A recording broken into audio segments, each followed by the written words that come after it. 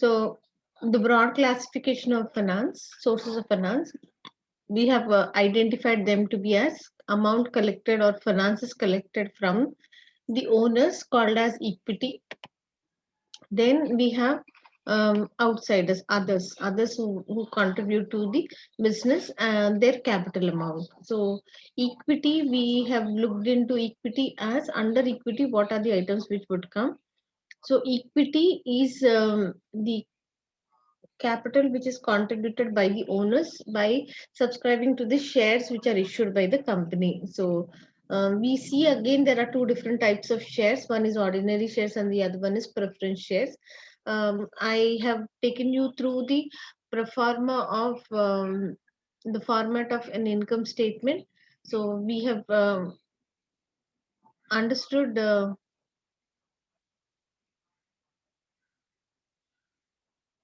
we have understood the format of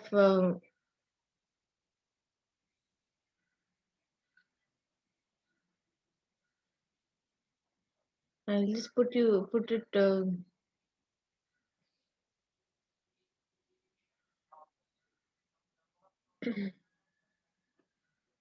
So we have seen the format of income statement wherein after the profit which is available to all the shareholders, the first preference is given to preferred shareholders. So they are paid the preferred dividend, and after that comes the ordinary shareholders and the ordinary dividend is paid. So on that note, there is a preference which is given to the preferred shareholders, but otherwise they are if they do not have the preference, they are called as ordinary shareholders. But ordinary shareholders are only they do not have the preference at the time of payment of dividend, but then they have the voting rights. With using these voting rights, they can also participate in decision making of the company.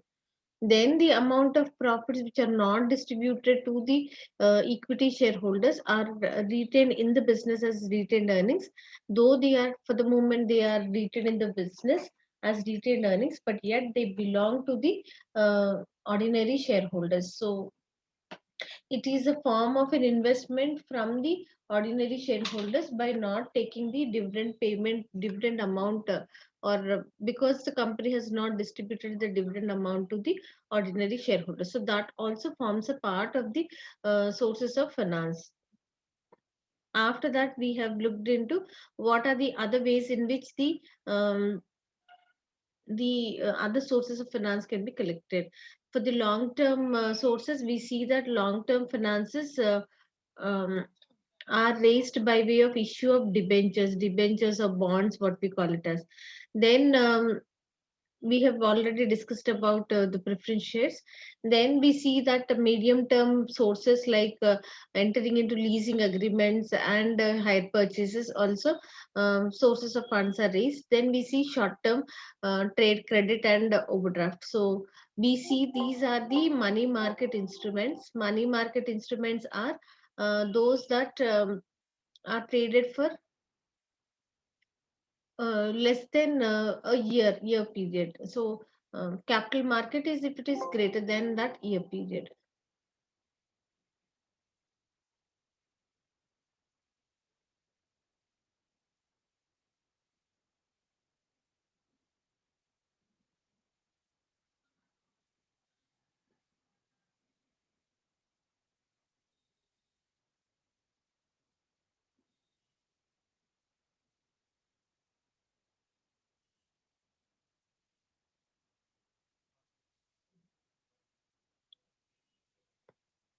Apart from this, there are special purpose funds like government giving some grants or subsidies also forms a part of the source of finance.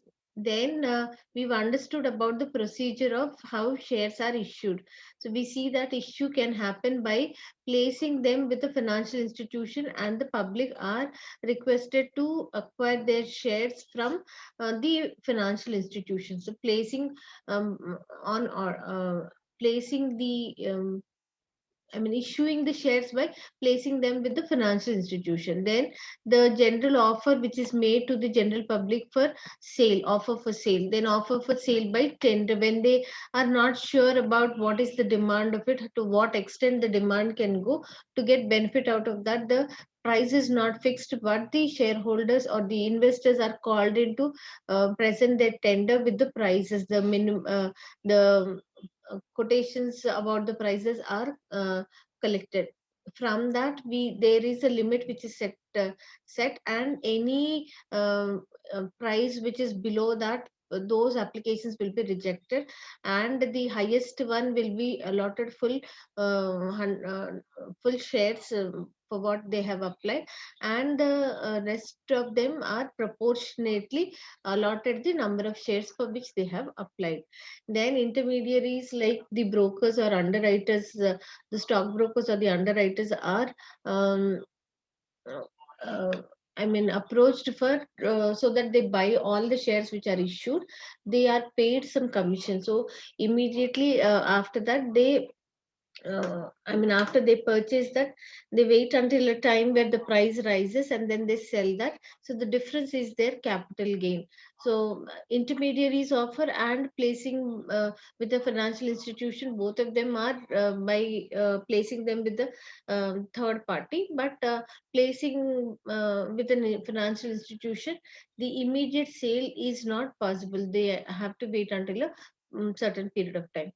Rights issue is the issue which is made by the company, but only to be issued to the existing shareholders. They are not available for general public. So it is only to the existing shareholders. So the advantage is they need not go through that entire procedure of going through a prospectus, calling in for public to subscribe. That is a time taking and a costly procedure. So therefore, to get rid of that, and then to benefit the existing shareholders, the new shares are issued and allotted to them proportionately as to the proportion in which they are holding their present shares. So the shares are issued, generally we see that they are issued at a price which is less than the fair market value, the price which is prevailing in the stock market. They are not issued at that price, but at a price um, uh, less than that fair market value. One second, just a minute.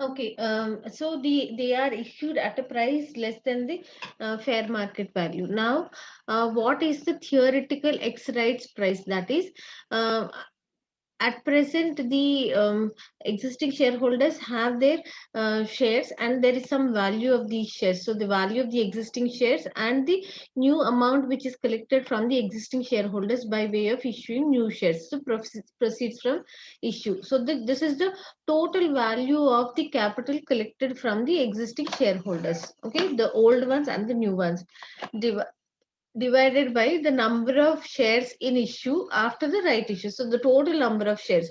So the total amount collected divided with the total number of shares gives us the total theoretical X rights price. So the total capital divided by the total shares gives us theoretical X rights price.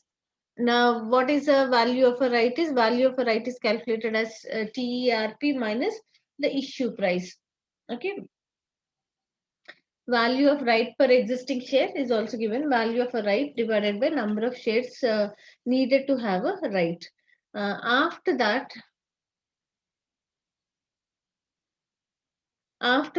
we have looked into yesterday, we've looked into what are the differences between debt capital and equity capital. Debt capital is contributed by outsiders. On that, interest is paid by the company. It is a cheaper form of capital for the company. The risk is also high because of periodical interest payment and the maturity period. Because of that, the risk is high in case of debt capital. Equity capital, it is contributed by the owners of the firm, and dividend is paid as against the share capital. Then we see the cost of capital is high in case of equity capital, and the risk is low because there is no obligation to pay the dividend and there is no maturity period for equity. So those are the features what we have looked into. In case of small and medium enterprises, they find it difficult to raise finance. So in such a situation, then we see that there are certain ways in which the finances can be raised for um, small and medium enterprises by way of business angels, venture capitalists, government assistance, supply chain financing, and crowdfunding. Then we've learned one topic called as Islamic financing. Islamic financing is when the amount is invested as against the amount, there is no amount of interest paid, but they are entitled to receive a share in um, the profits which are generated, or the interest amount is replaced with cash flows from productive sources such as returns from wealth generating investment activities. So as against the investment, whatever are the profits which are generated, they get to share in the profits. So they get to have a share in the profits. So that is the concept of Islamic financing.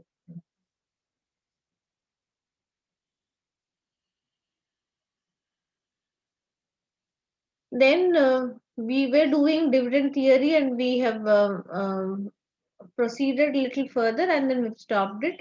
So we'll continue further. Dividend theory. So the payment of dividend has an impact on the value of firm is uh, one argument, or one type of theories which talks about that the payment of dividend is relevant to the value of the firm. And there is another thing which talks about irrelevance theory, which says that whether or not the dividend is paid, it will not have any impact. So shareholders do not mind how their returns are split between dividends and capital gains. It says that whether the dividend is paid now, okay, or the other option, if dividend is not paid now, it will be um, as it will be retained in the business as retained earnings. Retained earnings also belongs to the ordinary shareholders, so this will be enhancing their capital value. Then later on, when they want to sell their shares, the price would get enhanced, because retained earnings also enhance the value of the equity. So later on, it would be reflected as a capital gain. So here it says that simple terms is investors are not particular whether the amount is paid now or later. Generally, it says that because the investors are looking at a return, if dividend is not paid, they would be dissatisfied. But the irrelevance theory says that whether they are paid dividend or not, the investors are not very particular, the shareholders are not very particular. Either they, if they receive dividend, it would be at present earning a return on their investment. If they do not receive any dividend, it will enhance the value of the ordinary shares, because equity, the book value of equity would be, now the book value of equity calculated would be the face value, that's the par value plus the premium. Okay, par value plus the premium plus all undistributed profits are added. Premium plus all profits.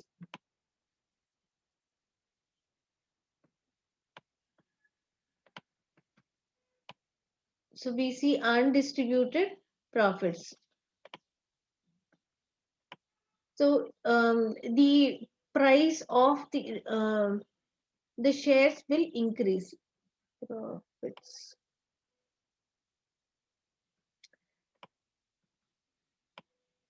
So book value per share is all these things added divided by number of shares gives us book value per share. So if they do not get dividend now, if they do not get dividend now, if they get dividend, it is called as return on the investment. If they do not get that, that amount is converted into undistributed profits. So that undistributed profits is added to the total amount of share capital. Okay, so book value per share will be total equity,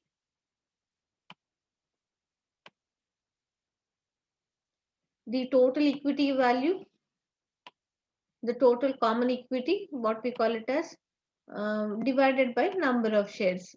Common equity or ordinary equity divided by number of shares. So that will increase the value of shares. So increase the value of shares is when they sell their shares, they will be able to sell it at a higher price. So the minute the retained earnings, the profits are retained in the business, then we see that that gets reflected in the stock market. So the price in the stock market increases. When the price in the stock market increases, the day when they sell away their shares, they will be able to sell it at a higher price. That's the concept there. So the shareholders are basically not particular whether the shares are sold, whether the shares are earning a return in the form of dividend at present, whether they get a dividend now or they get to have a benefit as a capital gain later on. So either ways they are satisfied. So that is the theory of irrelevance. So it is not causing any kind of dissatisfaction among the shareholders whether or not they are paid dividend. That is the theory about irrelevance.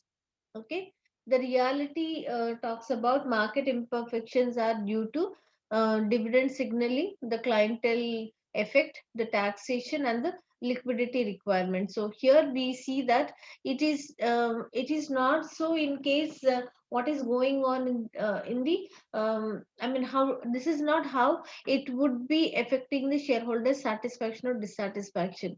The minute the dividend is not paid, there is a kind of dissatisfaction because uh, I mean, there is a saying, it says that a bird in the hand is worth more than two in the bush. At present, what they earn is more important than what they would earn in future. So um, that sends a kind of wrong signal about not making any payment to the shareholders at present. Then we see that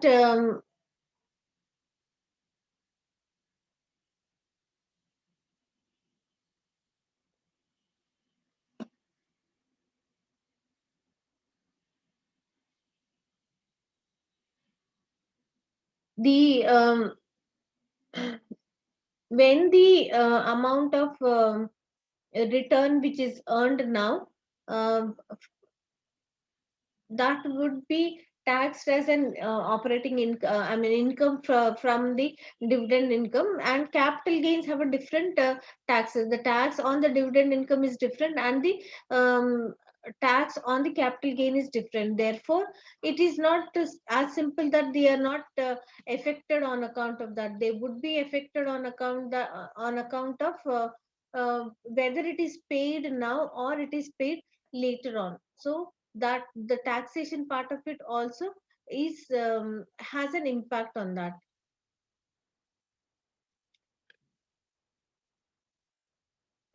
Then liquidity requirements, maybe some of the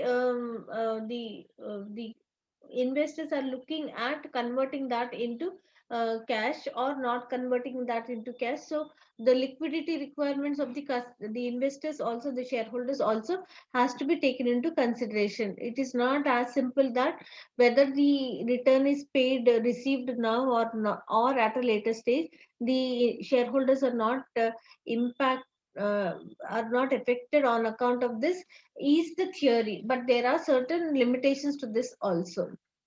in conclusion, it says that companies tend to adopt a stable dividend policy. So, to solve this thing, they generally adopt a stable dividend. They pay some amount of dividend instead of not paying them at all or paying very less.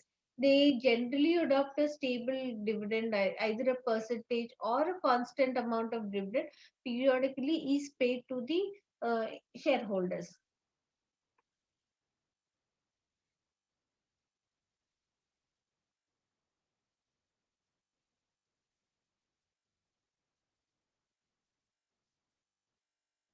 There is another one which we have learned yesterday, that is estimating the cost of capital, the dividend valuation model. Estimating the cost of capital, it talks about the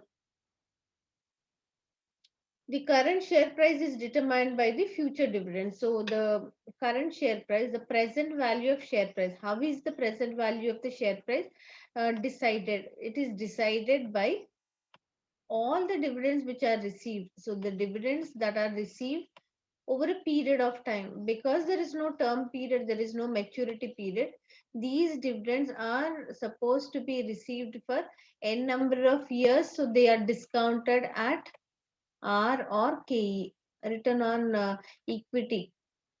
Fine.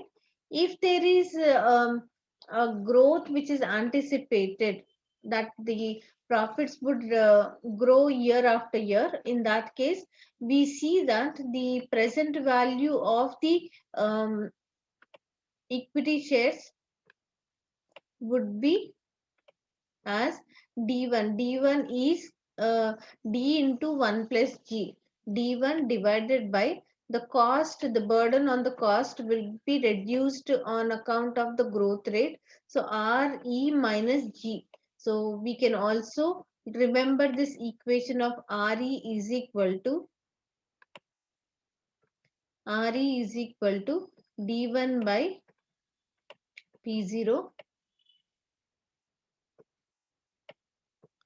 d1 by p0 plus g. So that is the way in which the cost of capital is calculated. Then we again have d to be a constant amount, some value year after year, or a constant percentage. So as the profits grow, we also see that the dividends also grow. So that is what is given. So p0 is equal to d by re.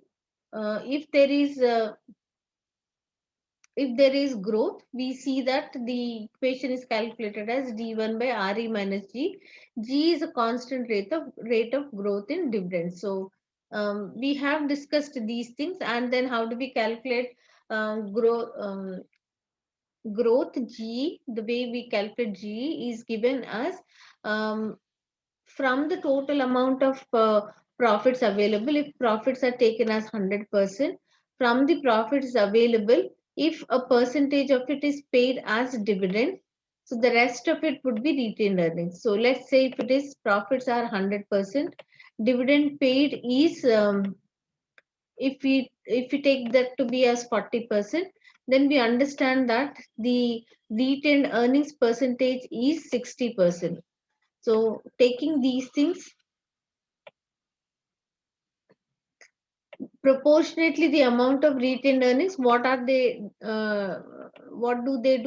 They earn more amount of returns for the firm. So 40% 100% minus 40% gives us 60%. So now the 60%, the 60% will earn return at the rate of R. So R into the retained earnings, per proportionate retained earnings. When they both are multiplied, we get to know what is the growth rate. So growth rate is calculated as RE, return on equity, into the retention ratio, the retained earnings proportion.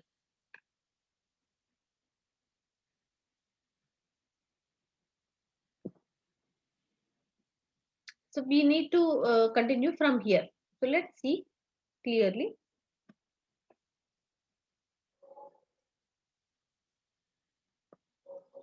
Let's follow this one. How do we calculate cost of debt capital?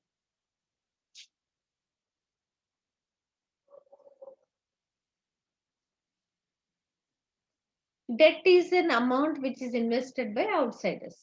Okay,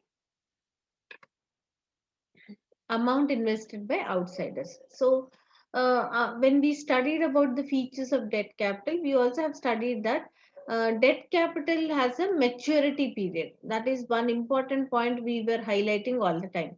So here we have a classification given wherein it says that there are dividends which are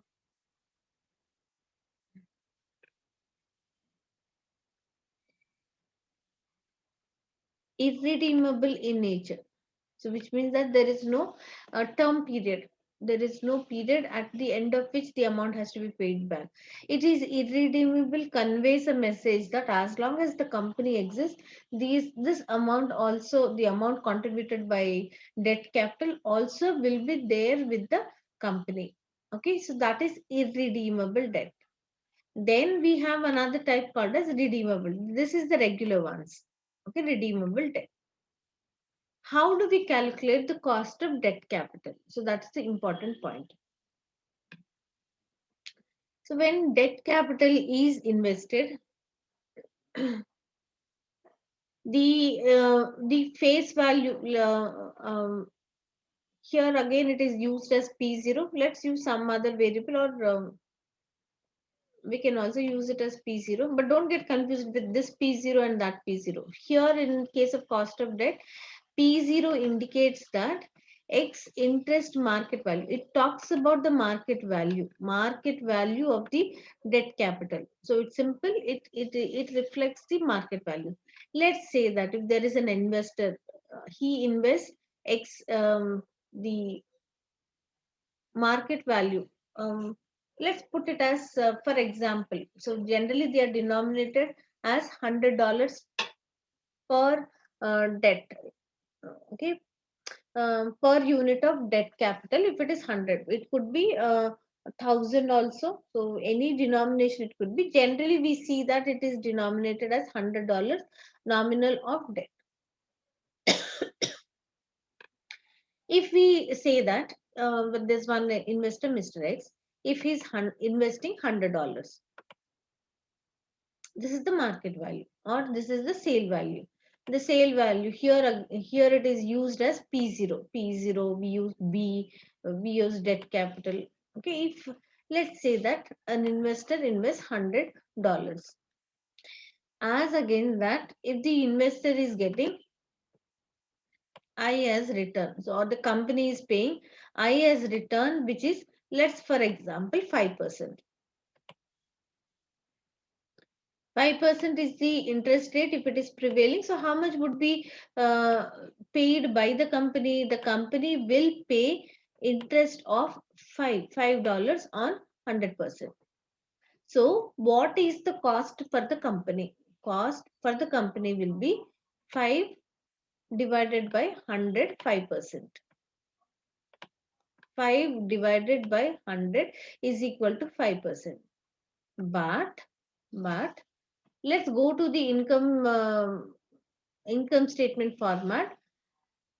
Before tax is calculated, we see tax is calculated here. Before taxes are calculated, the interest can be deducted. Interest is a cost of capital, but first there is a benefit which is given. Interest is allowed to be deducted. So if interest is deducted, EBT comes down. From EBIT, EBT comes down because interest is deducted. So on the reduced profit, taxes are calculated. So is it a benefit or not for the firm? Do you agree it is a benefit?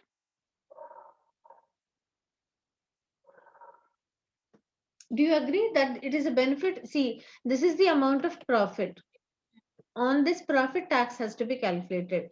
But before taxes are calculated, interest is allowed to be deducted. So by deducting interest, EBT is coming down. So on this reduced amount of profit, taxes are calculated. So this is a tax benefit the company is enjoying. There is a tax benefit the company gets to enjoy.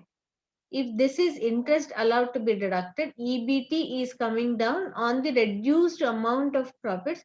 Taxes are calculated. So there is a tax benefit.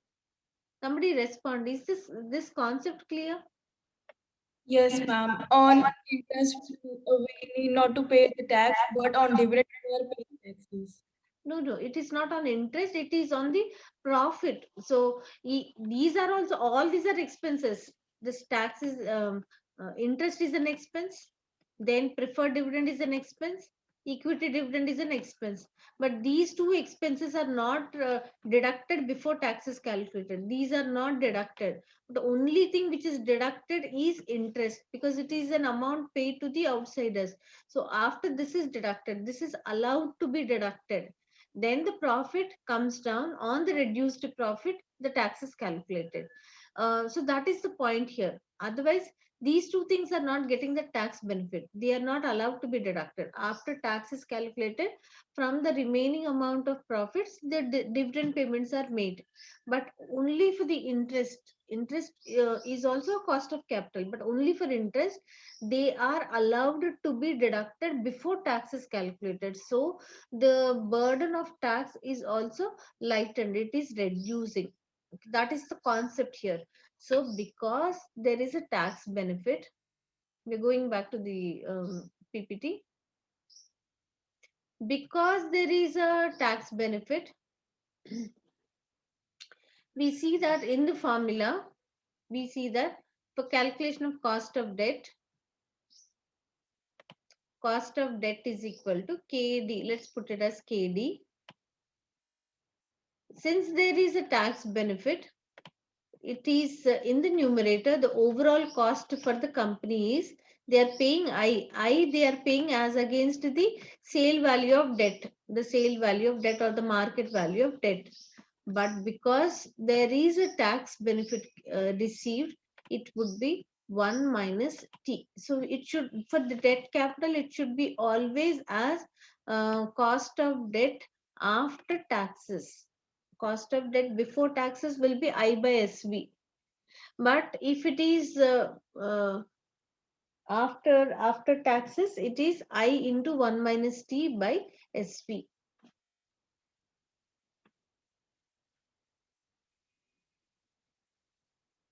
Is that clear? In case of debt capital, irredeemable debt. Yes, ma'am. Okay. Cost of debt after tax. So it is also presented after tax. That point which is presented after taxes, the the variable which is used to represent the cost of debt after taxes, KD into 1 minus T. Okay, which is equal to I into 1 minus T divided by the sale value of debt. Any variable you can use. But let's say if it is for a specific period of time, if there is a term period. If there is a term period, then we call such debts as redeemable debts. So if they are redeemable debts, how do we calculate what is cost of capital? So um, here it says that set up a cash flow for £100 nominal of debt. Time is equal to 0 or P0. Time is 1 minus N, I into 1 minus T. Um, the concept of IRR, what we have learned, is applicable here also. So the equation, how it is calculated, what is the cost of debt is calculated in the form of IRR. That is what is the explanation given here in this slide. But we can also calculate it in another way. I will show you how do we calculate that.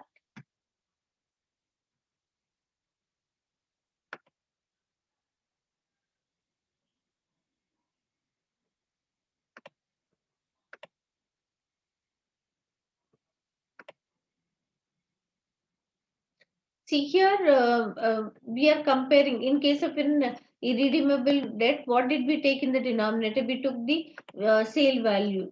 Okay, sale value as against the sale value. Whatever is the interest amount which is received, interest amount subject to the tax adjustment, that is 1 minus t.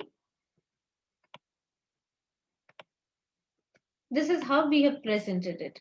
But because there is a time period, we also see that the debt capital will be redeemed. So when the debt capital redeems, so which one should we take? Whether the sale value as on today or the redeemable value at the end of the term period. So in that case, what we do is we take the average of sale value plus the redeemable value divided by 2.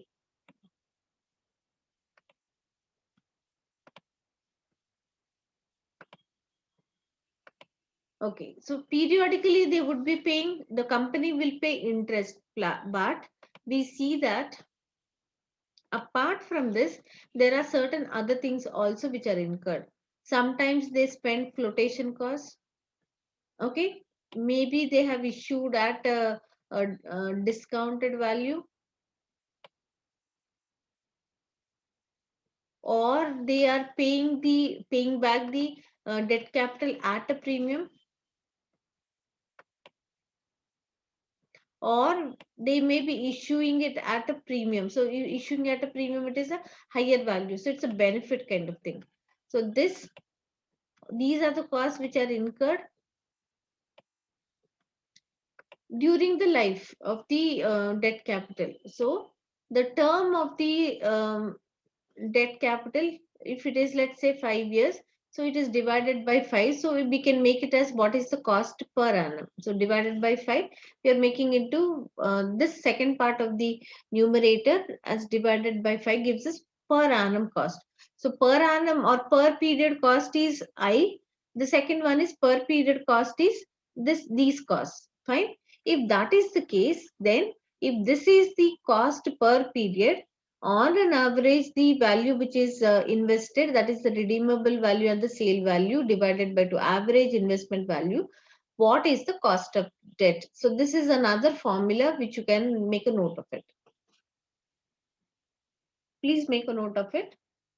I into 1 minus t plus f plus d plus pr minus pi. The whole thing divided by nm.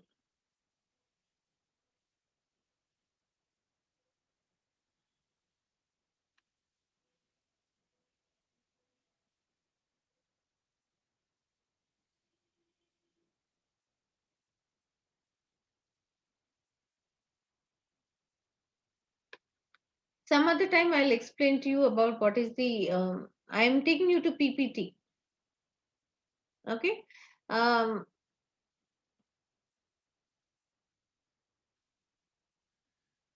for convertible debt, use higher of redemption value or conversion value as redemption cash flow. We'll see when we come to what are convertible debts and the features about it. So that's how cost of debt is calculated. Then it is not only one type of capital which is raised. There are multiple sources of capital. One is equity sources. Second one is other sources, that is in the form of debt capital. So when we have multiple sources of capital, we get to calculate what is the weighted average cost of capital. What is the formula for weighted average mean? Weighted average mean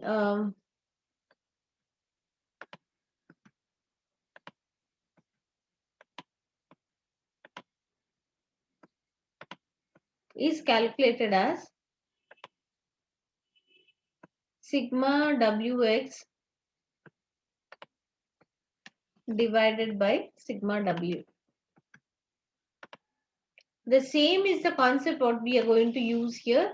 The proportion of the amounts which are raised, the weighted average cost of capital is, the cost of capital is X, and the weights are the amounts of capital which are raised from these sources. So the total amount divide into uh,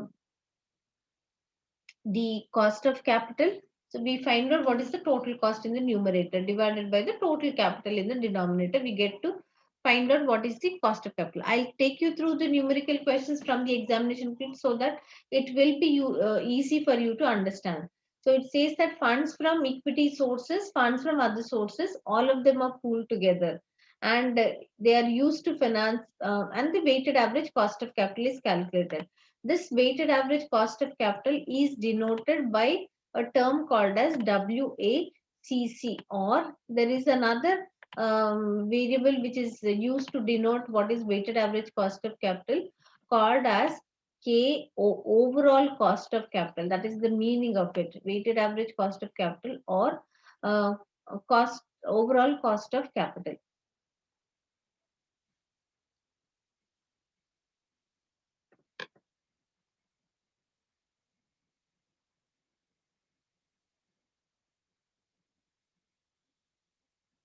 The formula is given. WACC is equal to,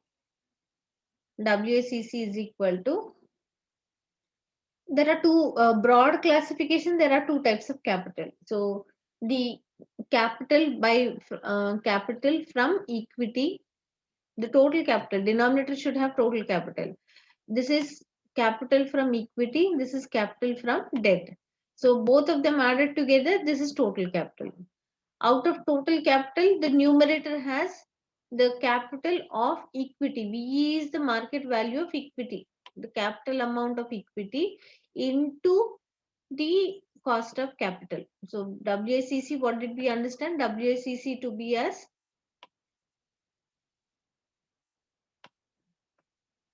based on the mathematical equation, we understood that it would be sigma W, that is the amount of capital of equity, sigma W into the cost of capital, divided by the sum total of all the capitals. The respective capital, okay, first part of it is equity capital into cost of capital divided by total capital. Now here it is debt capital into cost of debt capital. Cost of debt is always after tax. So be careful about taking that as KD into 1 minus T. The capital amount of debt into the cost of capital amount of debt divided by the total capital gives us um, the weighted average cost of capital. Calculate weights for each source of capital. What are the steps? Calculate the weights and then divide by the total value of all sources. The denominator has total capital. Estimate the cost of each source, that is KE and KD has to be calculated. Multiply into respective capital and divided by the total capital. So then we get what is the weighted average cost of capital.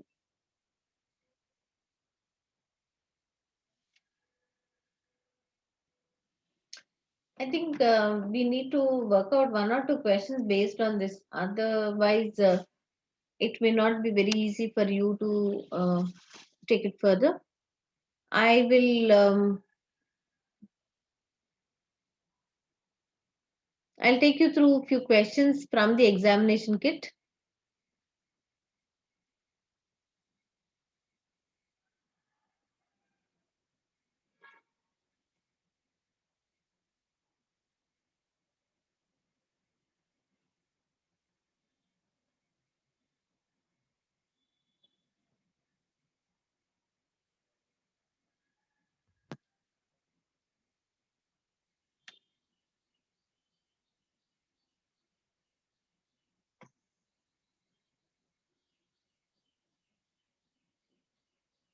So I think 129 can be looked into because it's asking us that theoretical value of right per existing share. Before that, do we have anything which we can solve?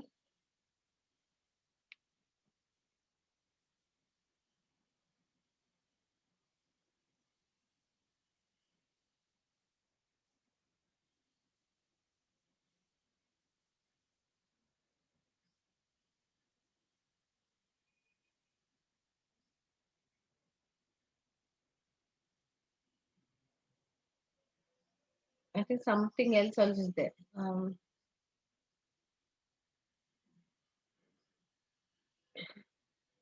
Okay. Um, Sorry, 99 also, 99 beta value, you cannot do that.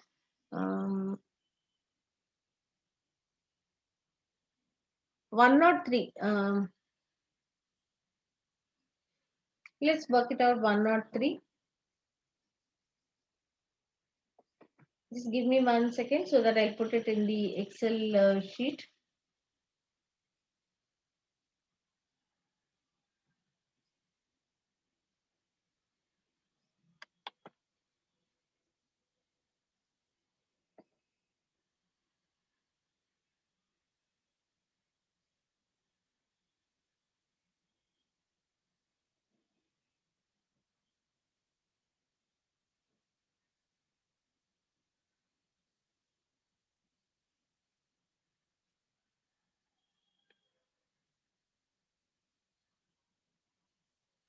The question says a company issued its 12% irredeemable loan notes at 95.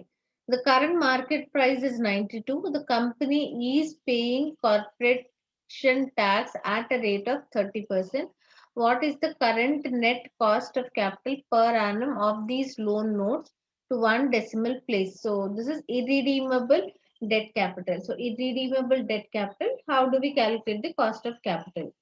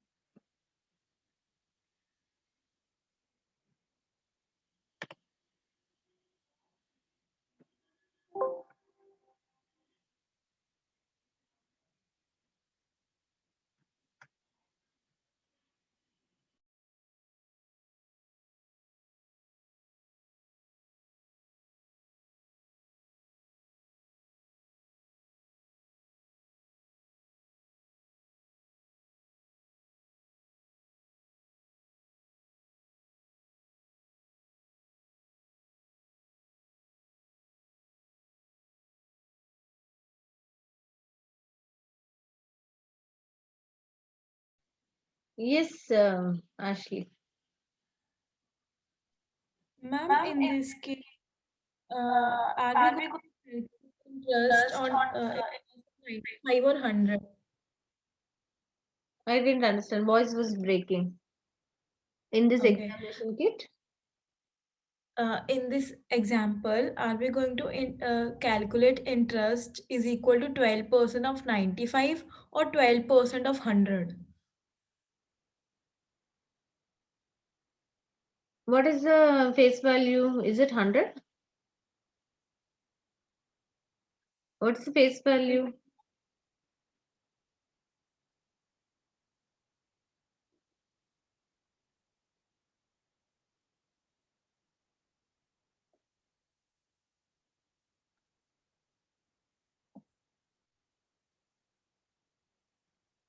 The face value of the loan notes are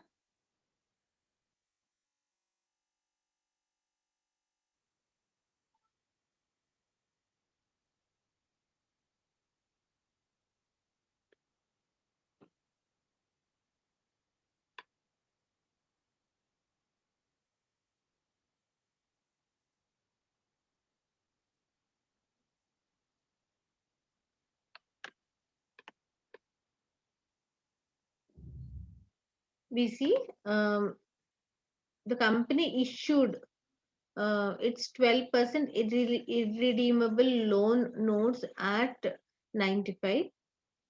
The current market price is at 92. Okay. The percentage is given as 12%. The corporate tax rate is 30. So here the question is asking us to calculate it in terms of a percentage. Fine. The face value is 95. This is the face value. The par value is 95. So if we are calculating in terms of absolute value, that is in dollar value, we need to calculate 12% of 95. Okay. But here, since the answer is asked in terms of percentage, we do not have to convert that into dollar value. We can straight away continue with the percentages only. So what is the current net cost of capital per annum of these loan notes to one decimal place in terms of percentage. So straight away start with the percentage of 12%. We can continue with that 12%. We see cost of debt capital is equal to,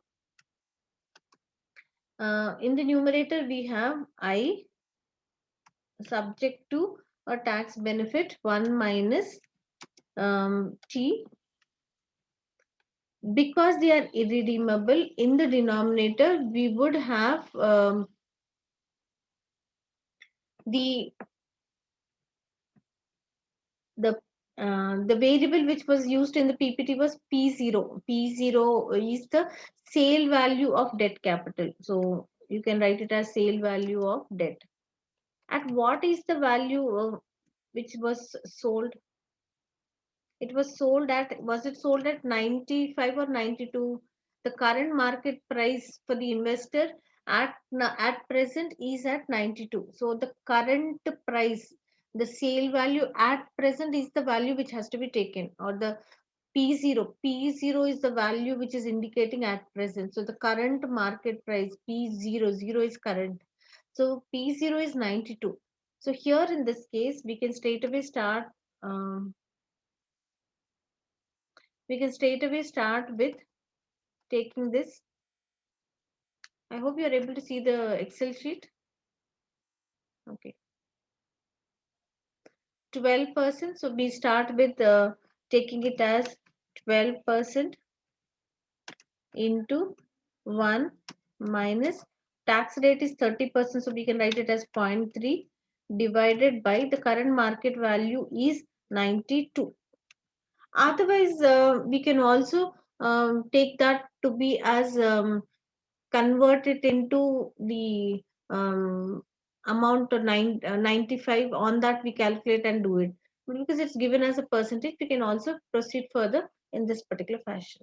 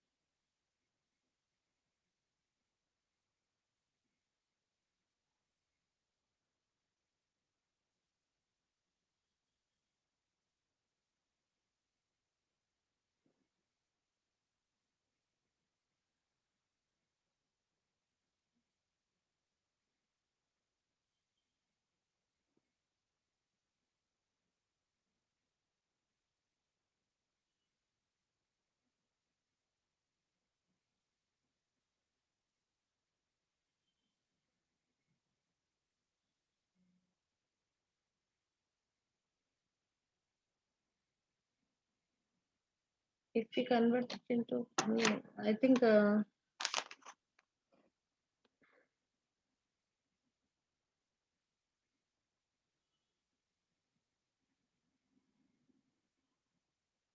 I think I made a mistake here. It should not be, it is not that low as 0.9%. So I think I should only do it as 12% into 95. It is not 100 because it's mentioned clearly that it is 95. So it cannot be as 100. So here it would be,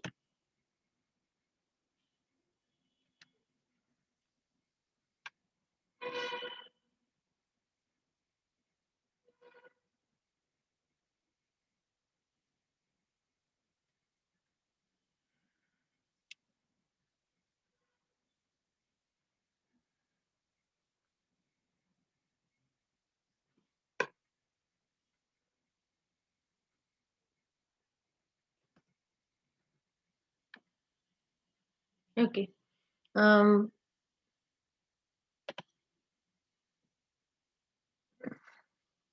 It should be calculated on 95. If nothing is mentioned, the debt capital is at a face value of 95, but because the question has mentioned it clearly that the irredeemable notes are issued at 95. Okay, that could be a discount value.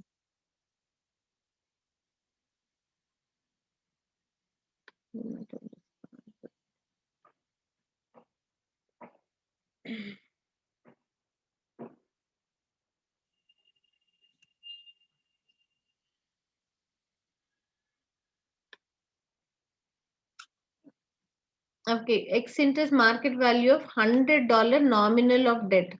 So, okay, make a note of this one. I made a mistake in this solution. Let me put it here, all these points. The first one is the issue price. It is not the face value, the par value. The issue price is at issued at 95. So the face value here in this case is 100. The nominal value is 100. Like one of you have asked whether it should be 100. It is 100. I have assumed it to be wrong. The issue price, the issued value is at 95. They have issued it. So what does it indicate? Issued at a discount. So this is at a discount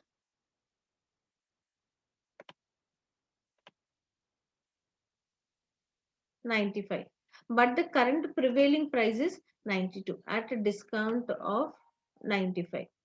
So the calculation should be on 100, not on 95. I made a mistake. Okay, please correct this one.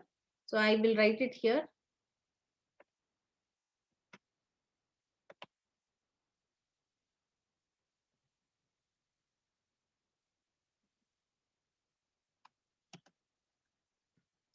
Face value of debt is equal to, we see 100, issued at a discount of, they have issued at 95. Then current market price is equal to 92. So the interest calculation is on 100, the par value, not on the issue price.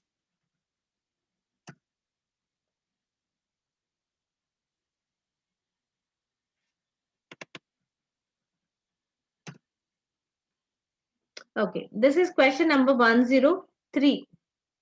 Please make a note of it.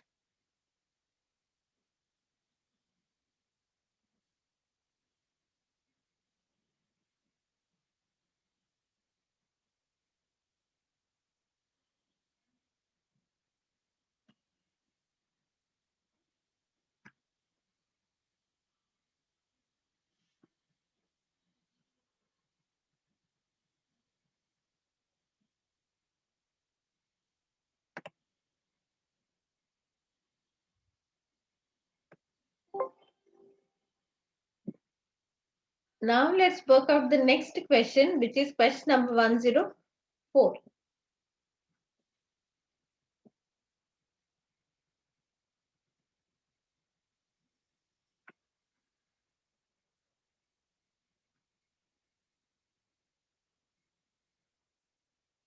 We'll read it from the,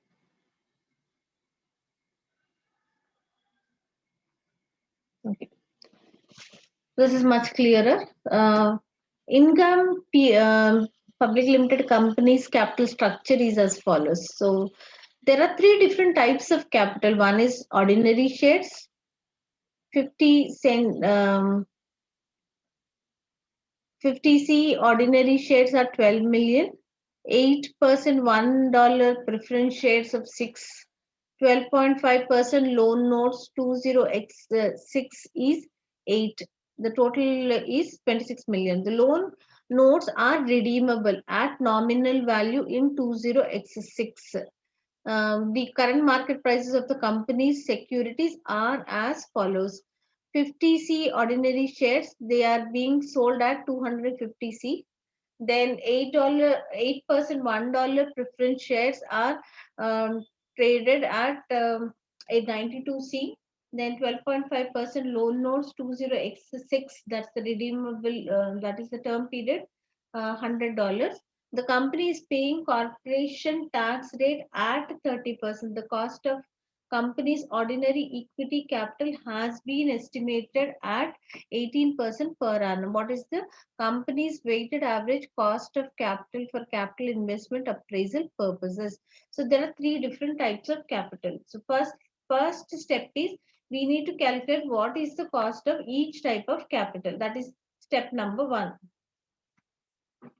To calculate weighted average cost of capital, first thing is we should know what is the cost of capital of individual each type of capital. After we get to understand what is the cost of capital of each type of capital, then we go ahead with calculating what is the weighted average cost of capital. Shall we start with the calculation of cost of capital? So the first one is we see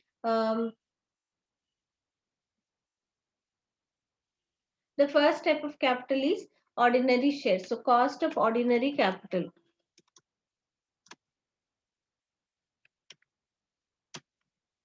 Ordinary share capital.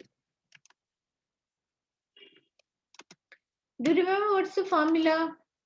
This can be denoted as KE.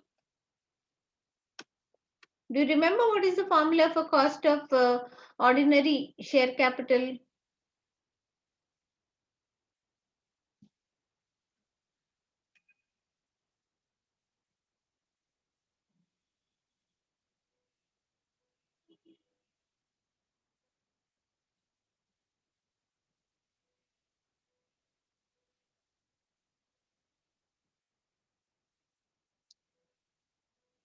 Anyone there with me? No response?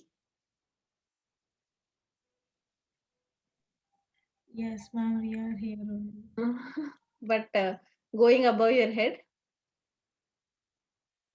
Cost of It's equity. like, Cost of equity is given as RE is equal to D1 by P0 plus G. This is what is given. So here, this is the cost of capital, cost of equity capital. But then we see in the question, the cost of company's ordinary equity capital has been estimated at 18%. So they have already calculated and provided to us. Otherwise, also we do not see this information. We see what is PO. There is no G, there is no dividend aspect mentioned.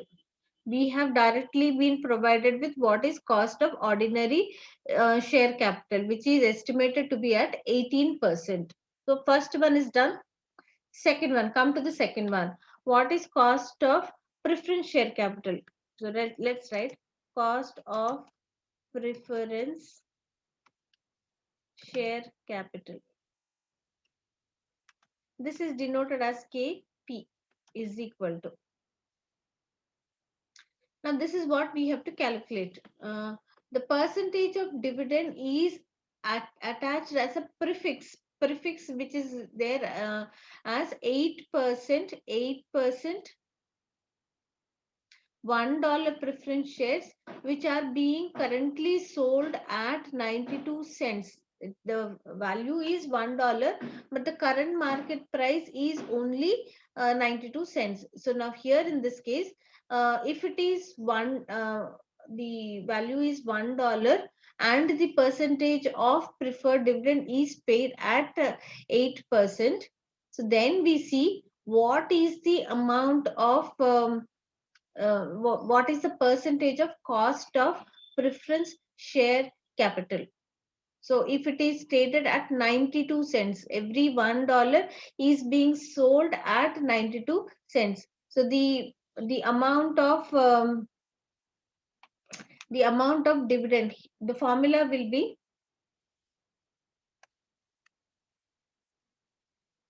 preferred dividend which is paid on the preferred capital. Okay, we are writing it as DP, preferred dividend divided by the sale value of preferred capital. That is the formula. Sale value of preference capital. Sale value of preference capital. Let me write it as preference only. Sale value of preference capital. So how much dividend are they paying? They are paying 8% of $1. So 8% of $1 will be 8% into $1, $1 divided by the current market price is how much? 92. So here we would get it as is equal to 0.08 divided by 90, 92 cents, no, 0.92. 92 cents, so it would be 0.92. Convert that into percentage. Okay, so we got cost of preference capital, because preference capital has no term period. There is no term period, so it will be cash flow divided by rate. That is for perpetuity. We have cash flow as 8% of $1 divided by 92 cents. That is the sale value of preference capital, which is being sold at 92 cents. 8% of $1 will be 0.008, 0.008, 0.08, not 00, 0.08 divided by 0.92. So we got the cost of capital, preferred capital as 8.70%.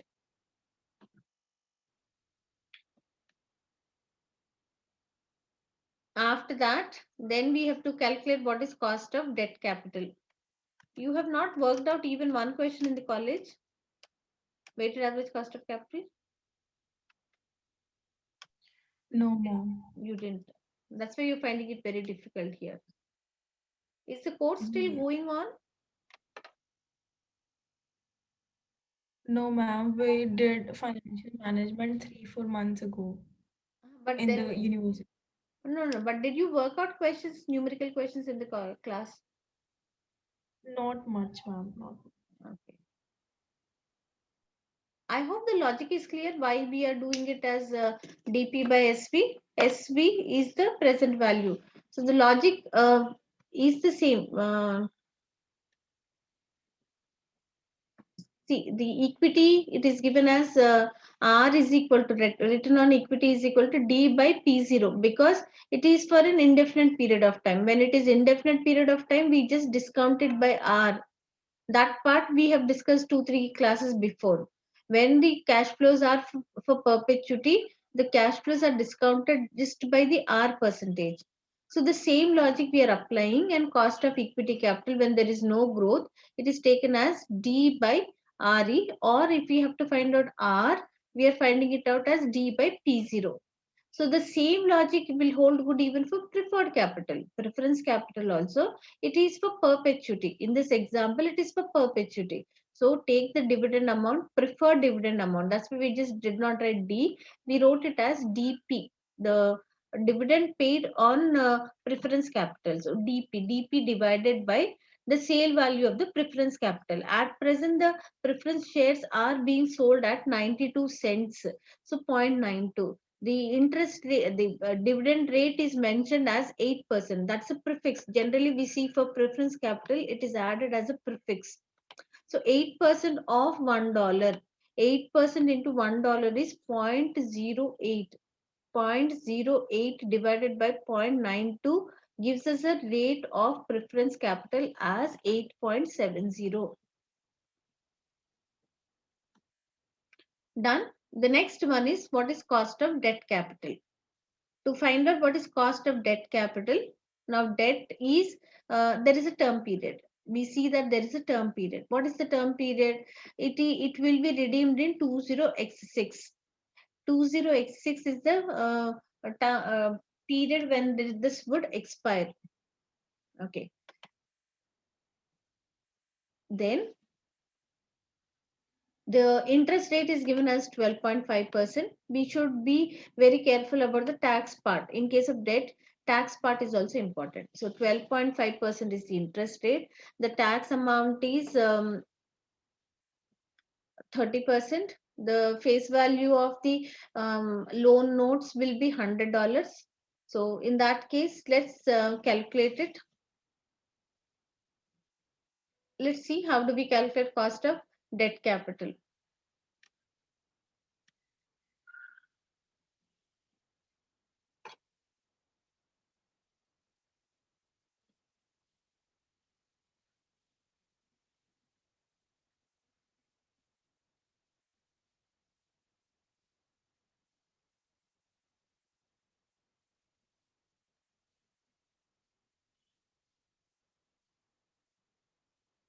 Yes, yes.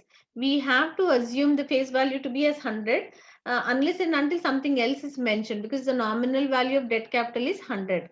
The formula is interest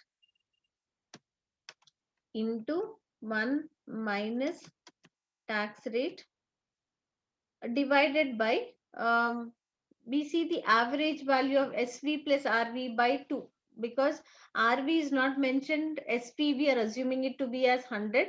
So we just take the face value that to be as 100. Okay. So SV or the face value, anything. If this is the formula, how do we substitute the values? So the substituted values are interest is 12.5% of 100. Okay. Um, is equal to 12.5% into 100. This is subject to a tax benefit into 1 minus into 1 minus tax rate is 30%, 0.30. The whole thing divided by the face value, which is 100.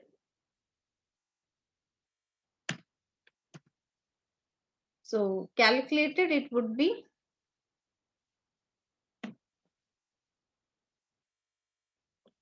is equal to 12.5 into 0.7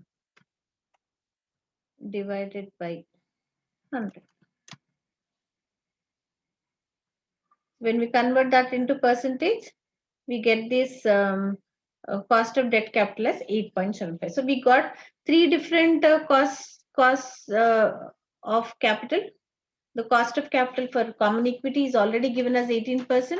Preferred capital, we have calculated it to be as 8.7%. Equity capital, we have calculated it to be as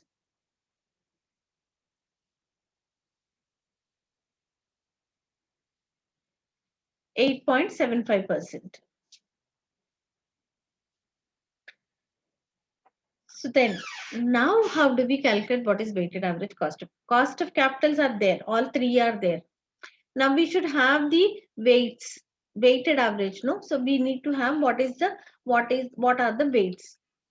See, the present capital structure is given as 12 million, 6 million, 8 million. Their current market prices are taken at 250 cents, 92 cents, and $100. That is what is given. So how do we calculate what is the weighted average cost of capital? Let's check the calculation of.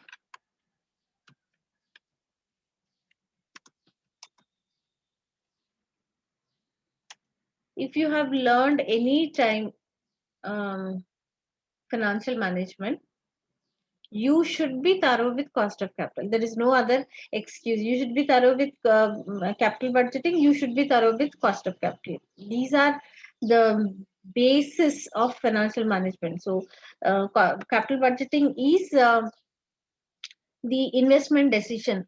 Cost of capital is um,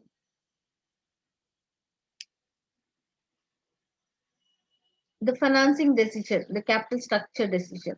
So the financing, how would the capital structure be raised and what is the cost which is paid on that? Dividend decisions are, there are three decisions under finance function. We have learned that in the initial classes. So these are basis of financial management. You cannot at any time be ignorant of what is going on. So you have to learn at this point of time, because you are pursuing professional program. You cannot put the responsibility on someone else, but you yourself have to learn that. We are here to help you anytime. Okay, approach us and then we are ready to help you. Calculation of weighted average cost of capital. How do we do that? What is the weighted average cost of capital? Fine.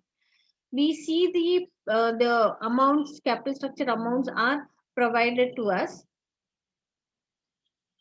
as 12 million, 6 million, and 8 million. Along with that, the current market prices are also given to us. So now we also have to be we have to take into consideration the that also. Okay, so whether there is any variation in that, so that also to be considered. We need to calculate what is the capital. So let's have first column as sources of capital. There are three sources of capital. The first one is ordinary share capital.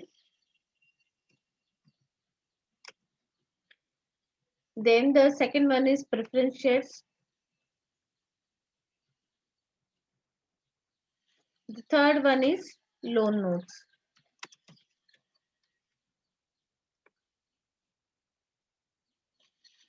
We see that the face value of these shares are given, ordinary shares are at 50 cents. Okay, they are being traded at 250 cents. It is $1, but this is traded at 92 cents. The face value is 100, it is also traded at 100. So there's no change in that. Now, after the source of capital, we see,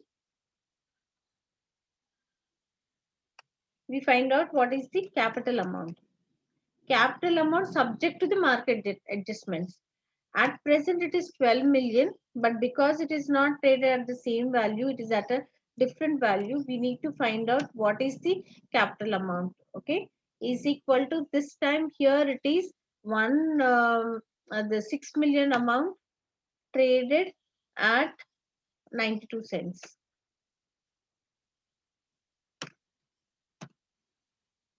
Loan capital, it is the same. Loan capital, it is there is no difference there. So it is being the same. So we see that it is at 8 million.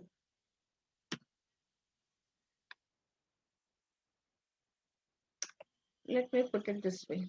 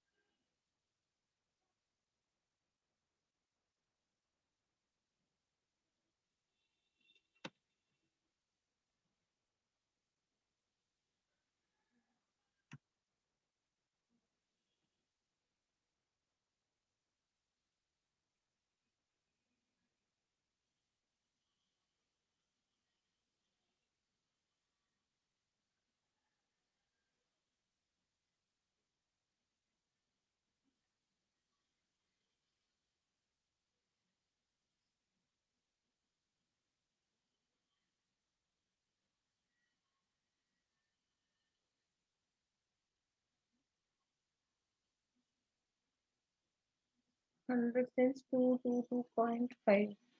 Am I writing it correctly? 92 cents. So 92 cents would be um,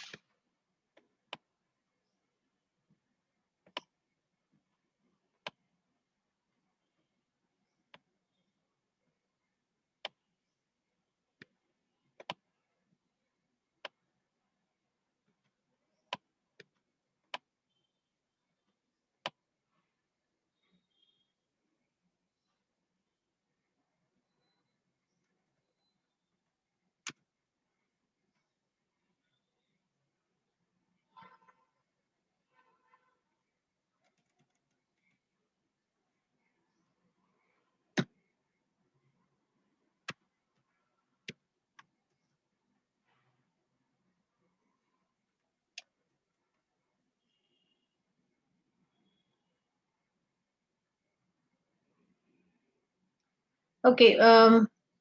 I sorry for putting you on hold. The logic I missed it. This one you just check that. So when the shares were sold at 50 cents, the capital which is collected is 12 million for ordinary shares. When it was sold at 50 cents, the capital collected is 12 million. But now because it is traded at 250 cents, 250 cents is $2.50. 2.5 is how much? So then we get the capital amount to be as 60. Do you see this one? Now, then earlier it was traded at 1. When it was traded at 1, The amount collected was 6 million when the price was 1. Now the price is only 0.92. So what would be the preferred capital? So 6 into 9.92 divided by 1 is the capital of preferred capital. In case of loan capital, when it was traded at 100, the amount is 8. The nominal value when it was 100, the total capital of loan was 8 million. Now also it is traded at 100, so there is no difference, it is 8. So we see that the capital amounts, the market value capital amounts, so very specifically let's put this one as market value. So capital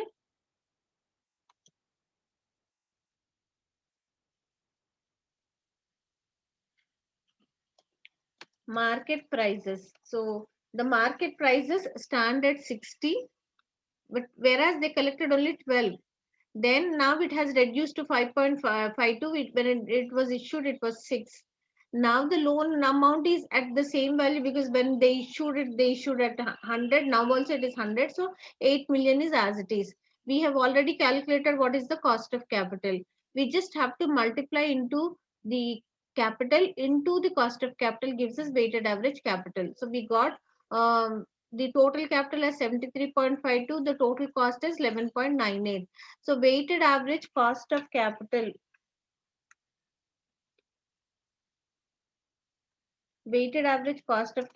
is equal to total cost divided by total capital. Total cost divided by total capital, which is equal to,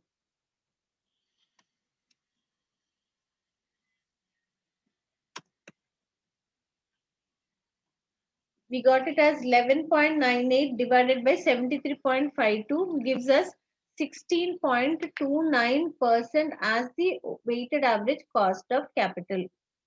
One more time, let me take you through the explanation. There are three different types of capitals: ordinary, preference, loan notes.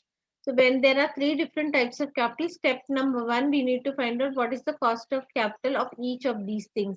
So the cost of ordinary share capital is 18%, cost of preference share capital is 8.7%, cost of debt capital is 8.75. How do we get this? Cost of ordinary share capital is already given to us as 18%, which is there here. So take that as it is. After that, we need to find out what is cost of preference shares. Preference shares is for an indefinite period of time. There is no term period. So we have the preference dividend divided by the sale value of the preference capital. Preference dividend is calculated as 8%. 8% is mentioned. 8% into $1 is the amount of preference dividend paid as against the current market price. Current market price is 0.92. So we got the cost of preference capital as 8.70. Then come to cost of debt. Cost of debt is KD. KD is equal to interest into 1 minus T divided by the sale value of the um, it's actually the formula. According to the formula, it is the average of the sale value and the redeemable value, because both of them are same. 100 plus 100 divided by 2 is again 100 only. So we are just going with that. So take it as the sale value, because there is no difference. If at all, if there was a difference, we take the sale value plus the redeemable value divided by 2. So here interest rate is 12.5% on 100. So that's the interest amount subject to tax benefit into 1 minus 0.30 divided by SP into SP plus RB divided by 2 is 100. So we got this one. Okay, so the cost of debt capital is 8.75. I hope all the three costs of capital are clear. After that, how do we calculate weighted average cost of capital? There are three different types of capital. Plus, we need to take what is the market value. The market value of these capitals, the market value of these capitals can be calculated as, when this value was 50 cents, 0.50, the capital amount collected was 12 million. But now it is at 250 cents, which is 2.5, $2.50. So $2.50 will be how much? So 12 into 2.50 divided by 0.50. So then we get this to be as 60. 12 into 0, 12 into 2.5 divided by 0.50. Next, preference capital. When the dollar value, when the preference share value was $1, it they collected 6 million. That's the capital. But now it stands only at 0.92. So with for 0.92, how much is it? 6 into 0.92 divided by 1. So we get that to be as 5.52. Then the loan notes were issued at 100. So when it was issued at 100, it is 8. Now also it is sold at 100 only. So 8 will be intact as 8. So we have the total capital as 73.52. The total cost which is calculated on the capital, we got the total cost as 11.98. So total cost divided by total capital gives us weighted average cost of capital. So the answer is 16.29%. So option C is the right answer. 16.29% is the answer.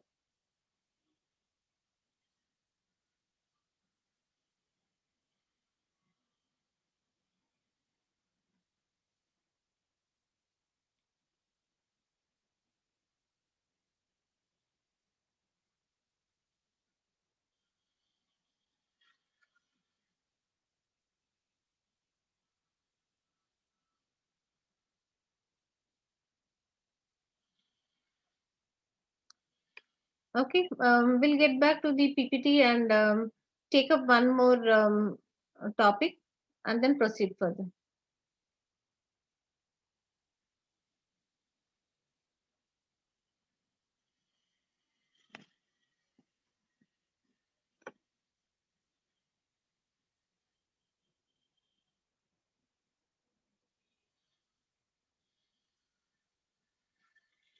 I do not know how much will you understand this one, capital asset pricing model. Capital asset pricing model. Did you learn this one earlier? Capital asset pricing model? No, ma'am.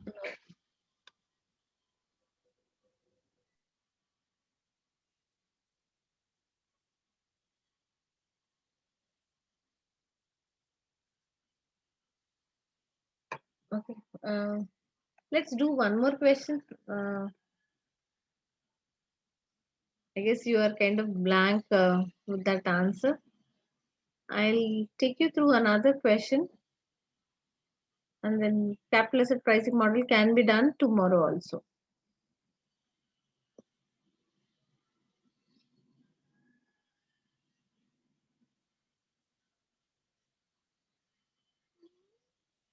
We'll do one more question, question number 129. Drumlin Company has 5 million of 0.50 nominal value ordinary shares in issue. It recently announced a 1-for-4 rights issue at $6 per share. Its share price on the announcement of the rights issue was $8 per share. What is the theoretical value of a right per existing share? So we've learned about so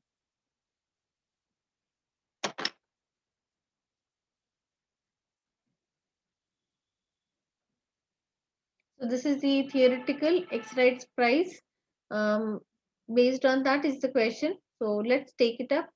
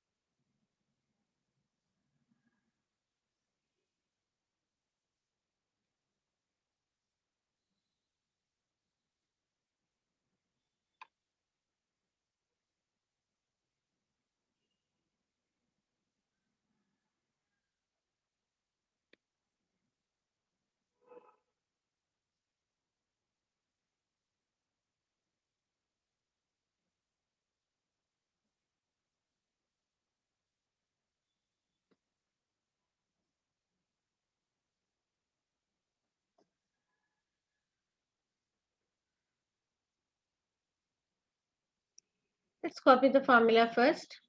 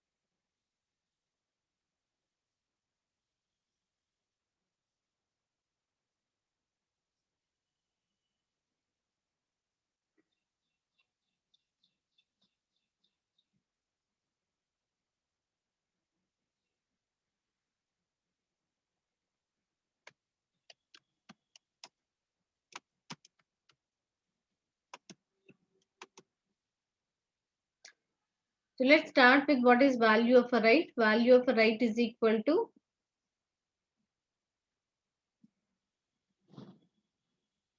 from the question we see, Drumlin company has 5 million, dollars of 0.50 nominal value ordinary shares in issue. So to calculate that, let's see what is the ordinary capital. Ordinary capital is 5 million.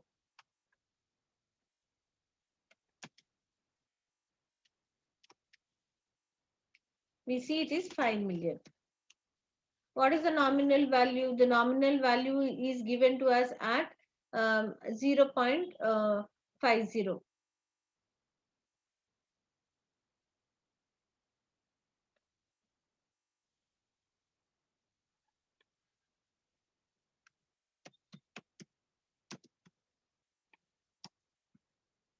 Is 0.5. Then we see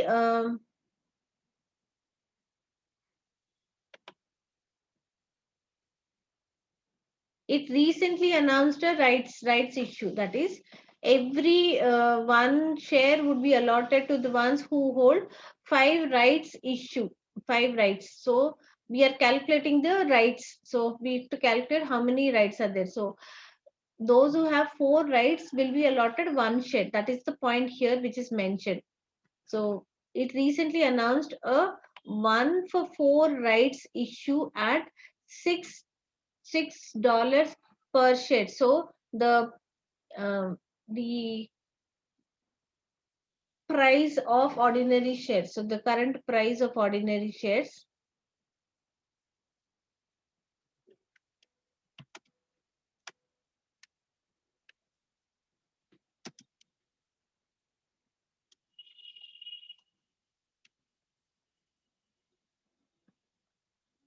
$6.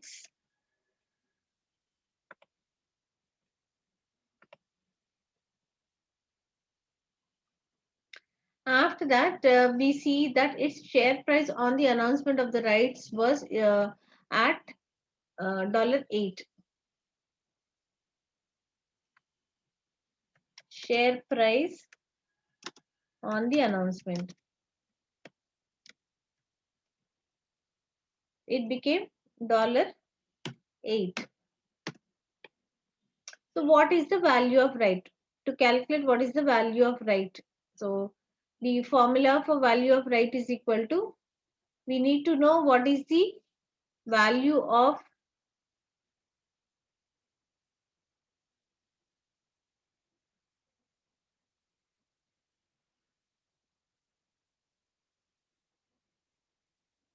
we need to know what is the value of the existing shares plus the proceeds from the issue. Both the things we should know. Then what are the total number of shares in issue after the rights issue? So we need to have all these 3 variables. The first variable is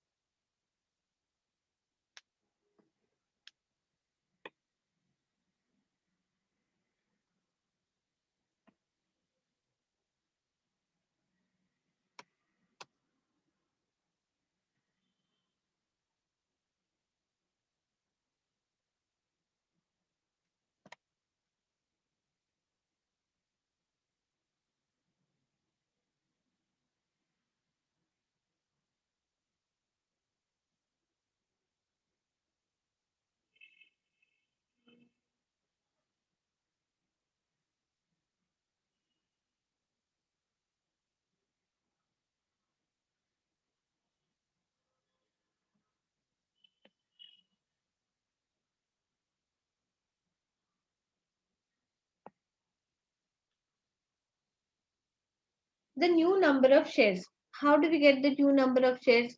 New number of shares at present. I'll put this one here. New shares. The logic is one share will be issued for every four. Those who have four shares, they will be given one. So if they are having at present altogether 5 billion dollars worth of shares, so how many more shares will be issued? So that is the point here. So the number of new shares which would be issued will be. Are you able to follow? I have my own doubts. Are you able to follow? 5 by 4. The new share value will be 5, 5 by 4. Okay, you're able to follow. Okay. So this will be 5 divided by 4. So at present, the total new share, the share value is 5 million. So if the new shares are issued, it would be at 5 divided by 4. So for every 4, it is 1. So the total amount of 5. So the shares are issued as, if there is every 4 shares, it will be 1. Altogether, they have, as of now, the total amount of the capital is 5 million. So 5 million into 1 divided by 4. That's the logic. So 5 million into 1 divided by 4 gives us 1.25 million. So the new share capital will be worth 1.25 million.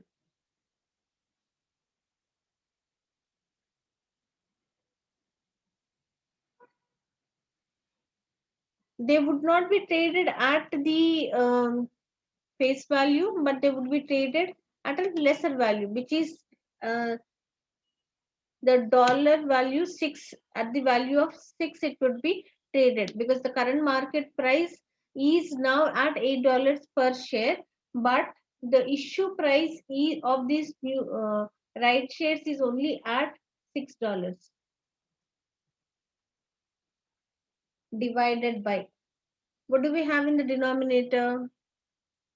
The denominator has number of shares in issue after the rights issue. Number of shares in issue after the rights issue.